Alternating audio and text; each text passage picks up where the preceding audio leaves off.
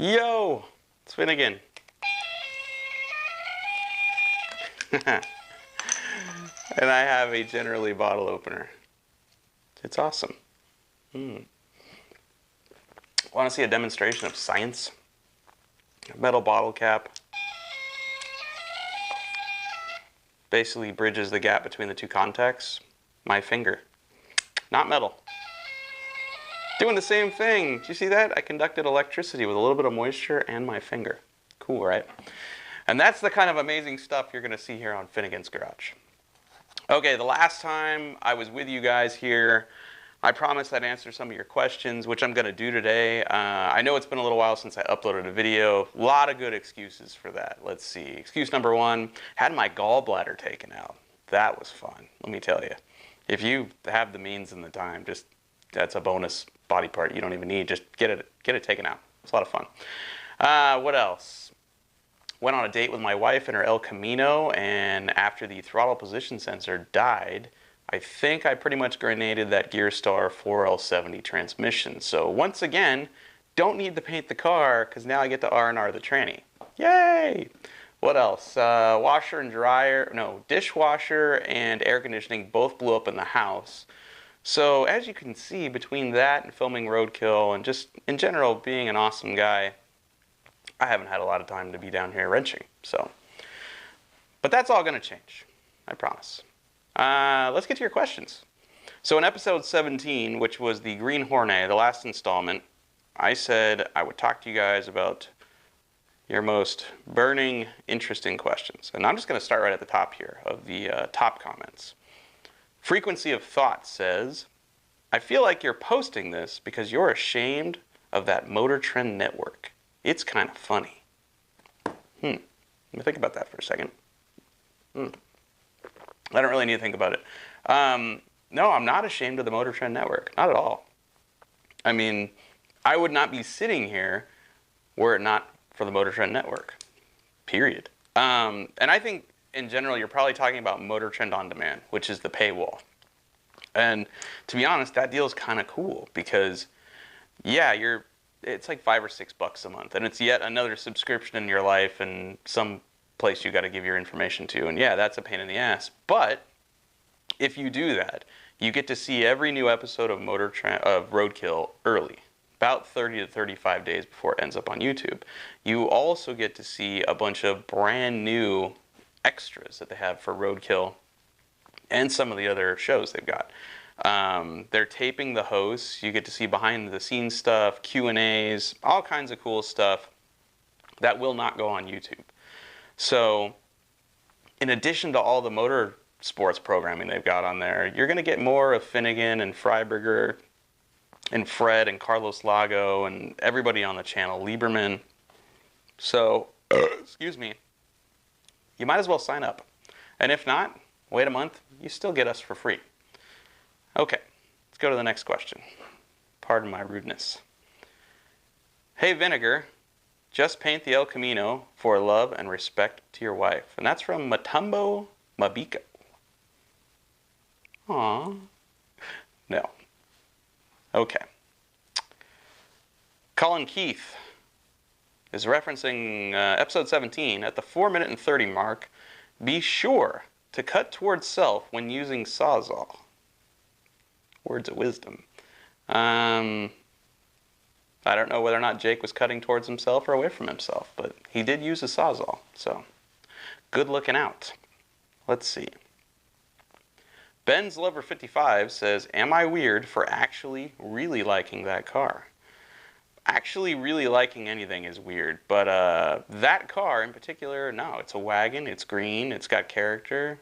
Dude, I'm down with it. Oha says, Finnegan without a hat. What is this madness? I wear hats a lot, mostly because I'm in a hurry and I'm lazy. And although I have hair, a lot of times I don't put any effort into it. So, rice-flavored VTEC. Forget all this modern LS swap nonsense. This is actually interesting. You are right. I mean, I love LS engines. They're great. They make stupid power. They don't leak much. They're great, but LS swapping the world Well, the result is a really boring world because we all have the same engine. So why not find out what an inline six will take? Why not find out how fast we can make the wagon go? You know, dude, I'm in. We have the parts here. Look, NOS direct port nitrous kit sitting here, ready to go on the car. We have an MSD distributor. We have an MSD ignition box that will retard timing when we hit the button for the nitrous. The next time you see the wagon, it's gonna be stout. All right. Do a couple more questions here. What do we got here? Mr. Super Buckets. To me, a proper inline six, such as the one found in older Datsuns and 1JZ/2JZ, have an amazing sound, especially when engine braking. They do. This one, not so much. Okay. The Damn Swede says, I almost think that your IQ drops when you are on roadkill. Actually, I think it goes the other direction because roadkill's filmed in 5 to 7 days, sometimes 3, and the show must go on. If the car breaks, we have to figure out how to fix it, even if it's duct tape and baling wire. So you got to be a little more creative on there. It just doesn't, it's not conducive to making us look good, either behind the wheel or, with a wrench in our hands. There is no looking great when you're on roadkill because you're hacking stuff together. So, one more. Fuel Injection Sucks says, don't know if anyone mentioned it, but you aren't supposed to stack the gaskets. You use one or the other. From the factory, only the paper gasket is used, no exhaust gasket. The new manifold has a perfectly machined surface and seals right to the head. After 1,000,000 miles, it's warped and pitted, so you use the metal gasket. Yeah, I'm betting ours is probably warped and pitted. But it did not come with instructions, so pardon us if we look like idiots when we installed it. All right. Well, there you have it. Questions answered. Yay! And beer consumed. Yay! This will be all about life hacks and tools like this from Dog Fab. That's a tubing bead roller. This is cool. You shove tubing in there, put a bead roll on the end of it, and then your silicone hose connectors don't pop off under boost. Dude, it's like 250 bucks. Excuse me. And this one, from Street Strip Concept, this is a purge block. You bolt your T4 or T6 turbo flange to this, and when you're welding the tubing to it, you feed argon in there from there to there, and it back purges it, and also acts as a heat sink and keeps it from warping. Dude, cool, right? A whole bunch of tips and tricks that you can use. And remember, blue shirts, it's summer, you can't always wear black. So go to fsmgarage.com right now and get yourself a Jerry Rig t-shirt in royal blue. Here's a super easy hack. Ever have one of those hard to reach bolts that required you to use a swivel extension like this one? Well, sometimes the swivel gets worn out. Next thing you know, sockets flopping all over the place. Not real efficient. Well, there's two things you can do to fix that. You can wrap this in electrical tape to stiffen it up, or you can slide the right size piece of heat shrink tubing over there.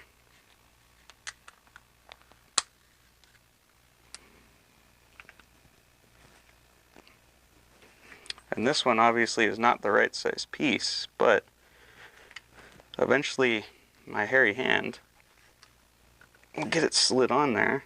There we go. And now, when you put that back together, see that? Now it's not flopping all over the place. There you go. Heat shrink tubing swivel stabilizer. Whenever I do an oil change, I like to play detective a little bit. And that is the filter off of the 535 cubic inch Hemi that powers Blasphemy, my 55 Chevy. And you'll notice the oil's pretty black, and that's because I don't run air filters on top of the injection, so the oil gets dirty immediately, so I change the oil often. And one of the ways you can play detective is you can toss the filter into a funnel with a blue shop towel inside of it. And these shop towels are great because they don't leave a lot of lint. They're not real porous either, so they catch everything, and it does take a little while to drain because it's not porous. But once you yank the filter out of there, you'll be able to see essentially inside your motor. It'll give you a good indication of if there's anything going wrong inside. The oil's really dirty. You know, it's black, but you're not seeing anything reflective in there. If you were to see reflective stuff, that's cause for concern, because usually reflective means aluminum or bearing material or, you know, distributor gear material, bronze stuff. There's, you know, metal's bad. You don't never want to see metal in your motor oil.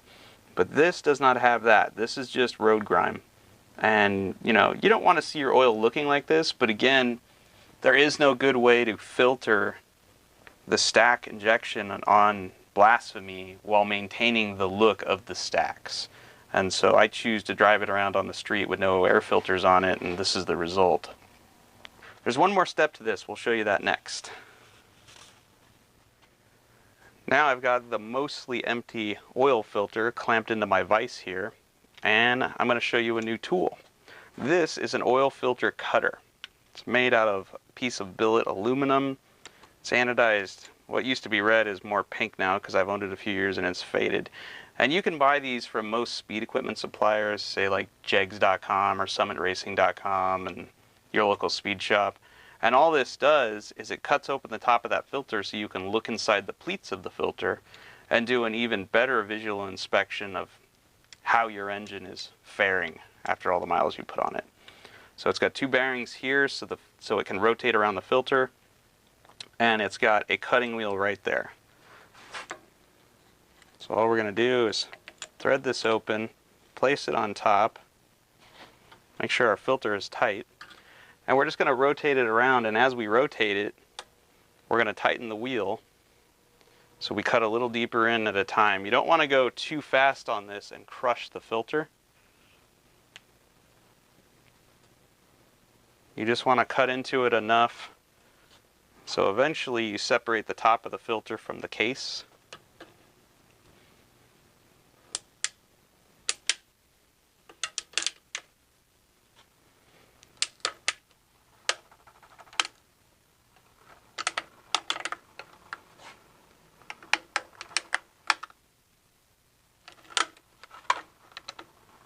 There we go.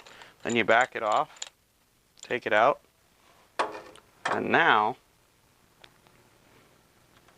we can take the filter apart and inspect it even more. We just move our camera here a little bit. And what we're looking for here again is you're going to look in between each pleat, because this is doing all the work. This should be catching all of the dirt and foreign matter, and you're looking inside of here for reflective stuff. If you see metal in here, that's going to be bearing, that's going to be distributor gear, pieces of the block casting that may have come off if it's a brand new build and you didn't do a good job deburring the engine block. That's what you're going to find. Now this engine's got about 7,000 miles on it, so there should be no metal in here. If I see anything reflective, see if you look right there, that's just a piece of silicone. If I see anything reflective in here, I know something's going away and it's time to take the engine apart. I don't see that here. I just see dirty oil. So, combined with like a leak down test or a compression test, I can with confidence say this engine is healthy and I'll keep racing it. So having my gallbladder removed meant that I wasn't quite eating ribeye steaks for a couple of weeks, and I may have lost a few lbs. So here's a hack. In a bind, a zip tie makes a damn good belt. This is how you get the proverbial round peg to fit into the square hole. Or in this case, a rectangular hole. That is a T4 stainless steel exhaust flange for a turbo. And that is 3-inch OD stainless tubing. I need to get that to fit in there so I can weld it and make it strong and finish the headers for the drag boat. this is how I'm going to do it. This is a really nice stainless steel flange that I got from stainlessheaders.com. I'll eventually be welding my 3-inch tubing into this. This is a $20 steel flange that I got from turboflanges.com. And it's so cheap, in fact, that I have no qualms about cutting this right in half to use as a fixture to reshape my tubing. First things first, I'm going to mark the center line of our flange.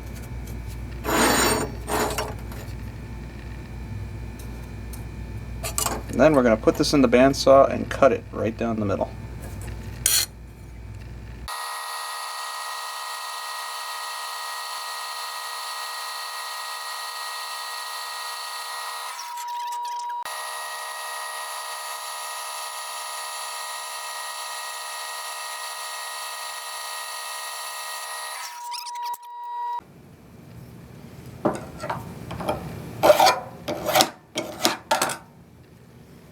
Okay, and now we've got the perfect fixture to stick in a vise and clamp around our round tube and crush it until it fits the shape of the flange.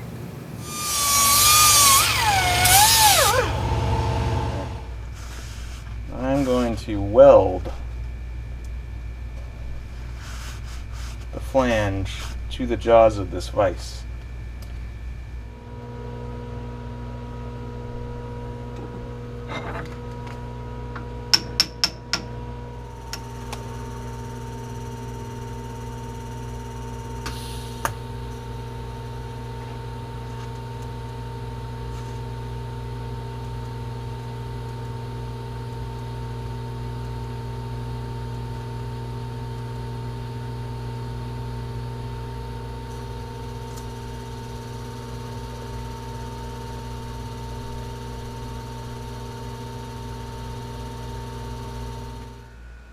Flanges are now welded to the vise.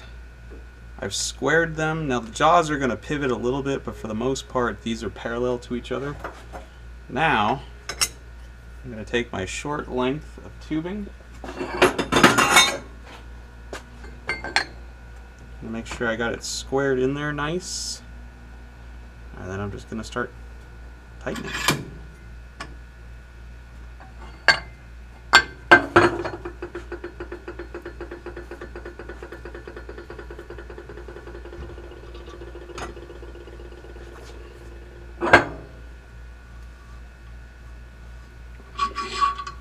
Now it is stainless steel, so it is going to be a little difficult to crush in there.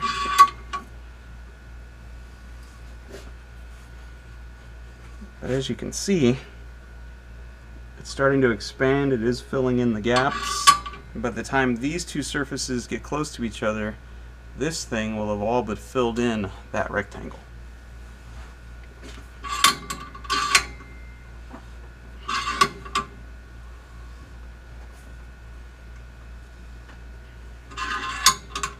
Yeah, look at that. See how tight it's getting in the corners?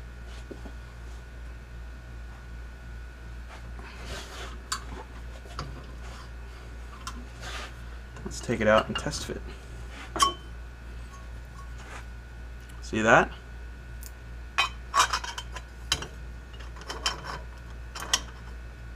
Needs a little more crushing, but it's almost there.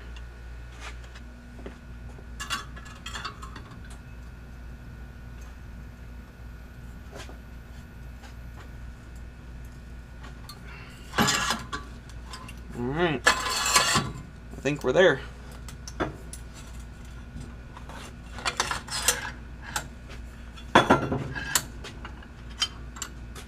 Oh yeah.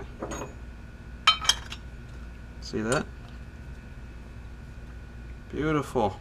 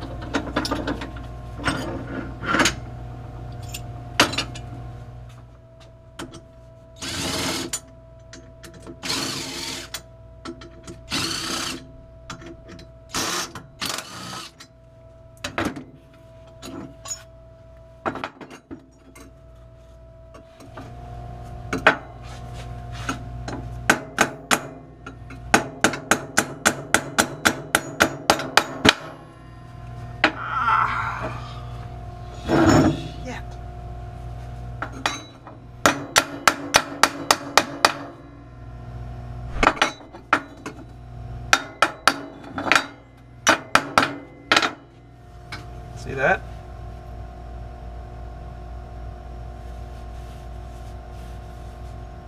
Pretty damn good. Here's a look at why you want to back purge reactive metals like stainless steel. See that? Looks like a decent weld. Color looks okay. Now look at the back side of it. Not good. See how it's all crystallized back there? That's because it wasn't back purged, which means there was oxygen on this side of the metal, impurities. You want to back purge that with pure argon. Get all the oxygen out of there. So you get full penetration and none of that ugliness on the back side. Here is a really useful life hack for car guys. If you've never dealt with relays like this one, then the odds are good that you've been turning off and on accessories over the years using a switch like this one, which is fine, especially if you're turning off low amperage accessories. If you're turning on and off high amperage stuff that draws a lot of current, like a couple of electric fans or a monster fuel pump, this really won't do the job. This thing is rated for no more than 20 amps, and a couple of electric fans running at the same time can easily pull 40 amps. What do? You use a relay, which is another type of switch. It's a much cooler switch though, and here's why. If you look at this diagram, you'll see 30 is already connected to 87A. These are two different terminals on the back side of this thing. You'll also see over here there's a couple more terminals that look like they're connected together with a squiggly line. That squiggly line represents a coil. Now if you energize this coil, 30 switches from 87A to 87. Alright, why is that important? Okay, well, say you had one electric fan wired to 87A and another one wired to 87. Put 12 volts to terminal 30, that fan will be running. Energize this coil, that fan shuts off, this fan turns on. It's pretty slick. And the best part about this is this relay is rated for 30 amps. You can get these up to 40, 50, even more amps, and sooner or later you're at like a Ford style starter solenoid. But you can activate this with a relatively small gauge wire and a low amperage switch.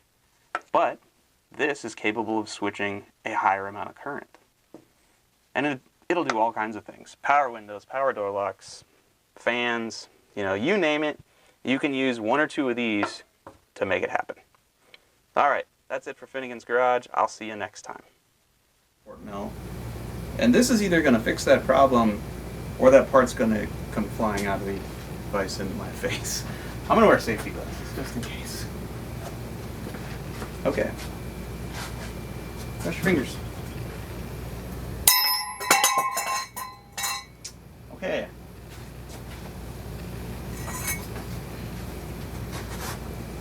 Maybe this trick only works on straight tubing, not a bend. Because as you can see, it's only crushing one end of it, not this end. I might have to do this the old-fashioned way with heat and a hammer. Because, yeah, this doesn't work too well.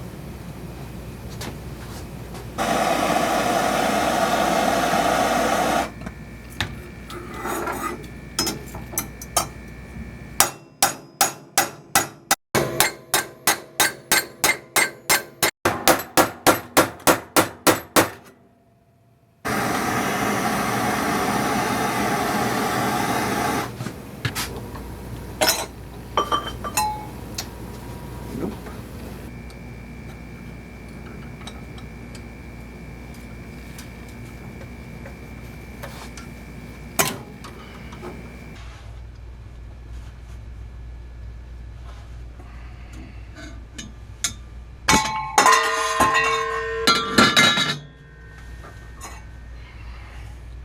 How's that for an action shot?